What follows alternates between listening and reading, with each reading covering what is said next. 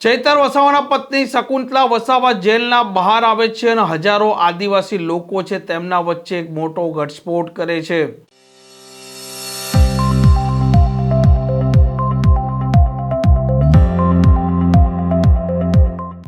નમસ્કાર, આપ જોઈ રહ્યા છો હોટલાઇન ન્યૂઝ અને હું છું આપની સાથે તોફિક ગાંચી। ચૈતર વસાવા અત્યારે જેલમાં બંધ છે અને તેમના પત્ની શકુંતલા વસાવા હવે જેલના બહાર આવ્યા છે અને આજે નર્મદામાં હજારો આદિવાસી લોકો છે તે રાજપીપળામાં એકઠા થયા છે। ચૈતર વસાવાના સમર્થનમાં તેમણે કલેક્ટર કચેરી જઈ આવેદનપત્ર પણ આપ્યું છે। 1 લાખ જેટલી સહીઓ કરેલું આ આવેદન પત્ર છે અને જે પ્રકારે હવે ત્યાં રાજકીય નવા વળાંકો સામે આવી રહ્યા છે। ભારતીય જનતા પાર્ટી છે, ભારતીય જનતા પાર્ટીના નેતાઓ પણ આ મામલે કંઈ બોલી નથી રહ્યા, પરંતુ શકુંતલા વસાવા જેલમાંથી બહાર આવ્યા છે અને તેમણે આ મામલે એક મોટો ઘટસ્ફોટ કર્યો છે।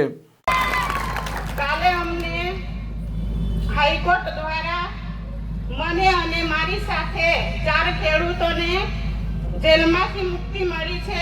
નામદાર હાઈકોર્ટનો અમે આભાર માનીએ છીએ અને ધારાસભ્ય ચૈતર વસાવા વન વિભાગના કેસમાં અમને સજા કરવામાં આવી હતી। આ સજા ભાજપ સરકારે ખોટી રીતે અમને જેલમાં ફસાવ્યા છે, પણ એનો જવાબ 2027માં વન વિભાગ દ્વારા ખેડૂતોનો પાક કાપી નાખવામાં આવ્યો છે। ખેડૂતોને ન્યાય અપાવવાના બદલે આ ખોટી સરકારે એમને સજા ભોગવી છે, પણ એનો જવાબ પણ આપણી જનતા આપવા માટે તૈયાર છે। આજે ધારાસભ્ય ચૈતર વસાવા આદિવાસી સમાજ માટે ઘણી લડત આપે છે, ત્યારે આ ભાજપ સરકારને ગમતું નથી, એટલે રાજકીય કિન્નાખોરી રાખી ખોટી રીતે એમને વારંવાર જેલ ભોગવે છે, પણ એનો જવાબ પણ આ જનતા આપવા માટે તૈયાર છે। અમને 2027માં થયો તો ત્યારે અમને સેન્સન કોર્ટ દ્વારા અમને જામીન મળ્યા હતા, પરંતુ અમારી તારીખ અમે દર મહિને ભરતા હતા। મહિનામાં અમને 2 તારીખ પાડવામાં આવી કે કેસને ખૂબ ચલાવવામાં આવ્યો। એ લોકોએ ખોટી રીતે સજા ભોગવી છે, પણ એનો બદલો પણ જનતા આપવા માટે તૈયાર છે। તમારી આશીર્વાદથી તમારો બધાનો ખૂબ ખૂબ આભાર। જેલમાં અમને ઘણી તકલીફ પડી, સમય કાઢવા માટે ખૂબ મુશ્કેલ હતું અને તમારી સાથે અમને ખૂબ તકલીફ પડતી હતી, પરંતુ તમારા આશીર્વાદથી અમે બહાર આવ્યા છે। તમારો બધાનો ખૂબ ખૂબ આભાર।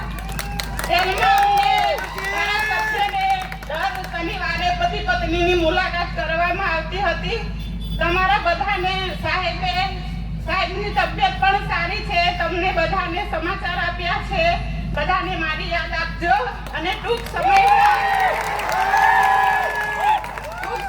અઠવાડિયામાં ચૈતર વસાવાને પણ જામીન મળશે। નામદાર હાઈકોર્ટનો અમે આભાર માનીએ છીએ। ન્યાય પ્રણાલિકા પર પૂરો ભરોસો છે, આપણને ન્યાય ચોક્કસ મળશે। સત્ય પરેશાન થઈ શકે છે, પરંતુ પરાજિત થઈ નહીં। સત્યનો હંમેશા વિજય થયો છે।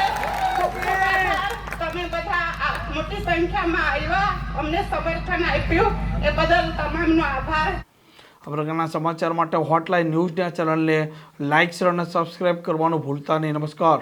આવા પ્રકારના વિડીયો તમને જોવા ગમતા હોય તો હોટલાઇન ન્યૂઝ ચેનલને લાઇક, શેર અને સબસ્ક્રાઇબ કરો।